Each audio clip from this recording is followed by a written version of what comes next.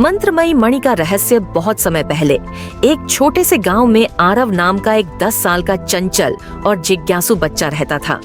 उसकी दुनिया बेहद प्यारी थी, जिसमें उसकी 3 अनोखी दोस्त मिनी नाम की नटखट गिलहरी, बबलू नाम का भोला खरगोश और पिंकी नाम का समझदार तोता शामिल थे। आरव के माता पिता किसान थे और वह दिन भर अपने दोस्तों के साथ खेलने के नए नए तरीके ढूंढता रहता था। एक दिन खेलते खेलते आरव और उसके दोस्त गांव के पास के घने जंगल में चले गए। अचानक उसे पेड़ों के बीच कुछ चमकती हुई चीज दिखाई दी। अरे ये क्या है? आरव की आंखें उत्सुकता से चमक उठीं। उसने अपनी दोस्तों से कहा, चलो देखते हैं ये क्या है। वह झाड़ियों को हटाकर पास पहुंचा तो देखा कि वहां एक नीले रंग की मणि जमीन में आधी दबी हुई थी। जैसे ही आरव ने उसे छुआ, मणि ने तेजी से चमकना शुरू कर दिया। आवाज गूंजी, आरव, यह मणि जादुई है। इसका उपयोग केवल सच्चे और नेक कामों के लिए किया जा सकता है। इसका गलत इस्तेमाल करने वालों को इसकी कीमत चुकानी पड़ेगी। आरव ने बिना देर किए वादा किया, मैं इस मणि का उपयोग केवल अच्छे कामों के लिए करूंगा। अचानक मणि की एक चमक के साथ आरव और उसके दोस्तों के बीच एक जादुई बंधन बन गया। मिनी, बबलू और पिंकी अब आरव की भाषा समझ सकते थे और बोल भी सकते थे। मिनी ने अपनी नन्ही आवाज में कहा, आरव, ये तो कमाल की चीज है। अब हम तुम्हारे हर मुश्किल में साथ रहेंगे। आरव ने हंसते हुए कहा, अरे वाह, अब हम सब असली दोस्त बन गए हैं। कुछ ही दिनों बाद गांव में एक बड़ा संकट आ गया। गांव के राजा विक्रम अचानक बीमार पड़ गए और कोई वैद्य उनका इलाज नहीं कर पा रहा था। राजा ने ऐलान किया, जो भी मेरी यह रहस्यमयी बीमारी ठीक करेगा, उसे इनाम में आधा राज्य मिलेगा। आरव ने सोचा, क्या यह मणि राजा की मदद कर सकती है? उसके दोस्त भी उत्साहित थे। पिंकी ने चेताया, लेकिन हमें सावधान रहना चाहिए। मणि का राज सब पर न खोलो, वरना कोई इसे चुरा सकता है। आरव ने हाँ में सिर हिलाया और अगले ही दिन राजा के महल की ओर निकल पड़ा। उसने मणि की शक्ति से राजा की बीमारी ठीक कर दी। राजा विक्रम ने उसकी खूब प्रशंसा की और कहा, बेटा, तुम सच में बहुत वीर और नेक दिल हो। महल में ध्रुव नाम का एक कुटिल दरबारी था। उसे मणि की शक्ति का पता चल गया और उसकी आंखों में लालच चमकने लगा। उसने सोचा, अगर मैं इस मणि को हासिल कर लूं, तो मुझे अपार शक्तियां मिल जाएंगी। मैं राजा बन सकता हूँ। ध्रुव ने सोचा कि उसे आरव से मणि चुराने के लिए चालाकी से काम लेना होगा। उसने आरव से दोस्ती करने का नाटक किया और उसके विश्वास को जीतने के लिए गांव वालों की मदद भी की। एक दिन ध्रुव ने आरव से कहा, तुम्हारे पास जो यह मणि है, उसे महल के गुप्त कक्ष में सुरक्षित रखना चाहिए। यहाँ कोई भी इसे आसानी से चुरा सकता है।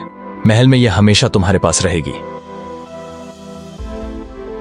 आरव को उसकी बात सही लगी और उसने मणि को उस गुप्त कक्ष में रखने की अनुमति दे दी। जैसे ही आरव मणि को रखकर बाहर निकला, ध्रुव ने कक्ष को बंद कर दिया और मणि को अपने पास रख लिया। आरव स्तब्ध रह गया। ध्रुव जी, आप मणि लेकर क्यों जा रहे हैं? आरव ने घबरा कर पूछा। ध्रुव हंसते हुए बोला, तुम भोले हो बच्चे, यह मणि अब मेरी है।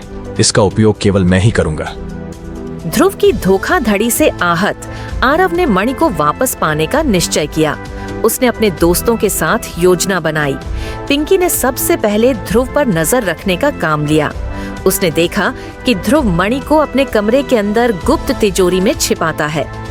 आरव, मुझे पता है कि मणि कहाँ है, पिंकी ने लौटकर कहा, लेकिन हमें एक योजना बनानी होगी। मिनी बोली, मैं महल के सभी पहरेदारों को अपनी तेजी से भटकाऊंगी। जैसे ही वे मेरे पीछे भागेंगे, तुम लोग मणि चुरा सकते हो। अगली रात मिनी ने अपनी तेज चाल और शरारतों से पहरेदारों को भटका दिया। बबलू ने धीरे से ध्रुव के कमरे में घुसकर तिजोरी का पता लगाया, जबकि पिंकी ने दरवाजे के पास पहरा दिया। जैसे ही आरव तिजोरी के पास पहुंचा, मणि को निकालते ही तिजोरी से एक जोरदार आवाज निकली, जिससे ध्रुव जाग गया। कहाँ भागते हो तुम? ध्रुव ने चिल्लाते हुए आरव को पकड़ने की कोशिश की, लेकिन मणि के पास आते ही आरव ने मंत्र पढ़ा और मणि ने एक तेज नीली चमक निकाली, जिसने ध्रुव को जकड़ लिया। ध्रुव घबराकर चिल्लाने लगा, क्या कर रहे हो? आरव, मुझे जाने दो। आरव ने कड़ी आवाज में कहा, तुमने इस मणि का गलत इस्तेमाल करना चाहा। अब इसकी शक्ति तुम्हें दंड देगी। राजा विक्रम तक ध्रुव के धोखेबाजी की खबर पहुंची और उन्होंने ध्रुव को जेल भेजने का आदेश दिया। राजा ने आरव की बहादुरी को सम्मानित करते हुए उसे एक सच्चा वीर और गांव का रक्षक घोषित किया।